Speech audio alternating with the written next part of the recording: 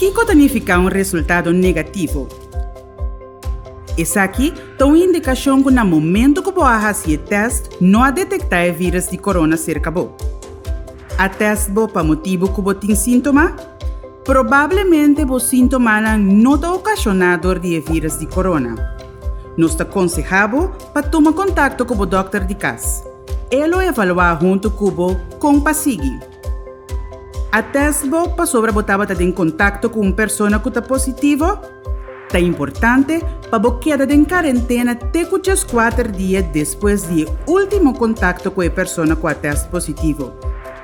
O teste diz um reflexo de um momento. O resultado significa que no momento aqui não há detectar o vírus em seu corpo, mas a chance de existir que ainda por vir malo.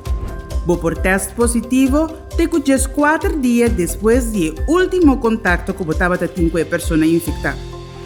Dor de queda em quarentena, você ajuda a proteger-se na rondodivo.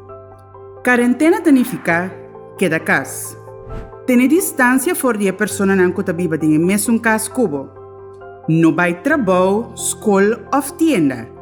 Traga fora de casa ou siga les online se é possível. Laga outra pessoa a se compra para você e laga isso aqui do balcão de vossa casa. Não por receber visita. Não por sinta comer junto com esse não bibado em mesmo casa cubo. Não dorme junto com outra pessoa.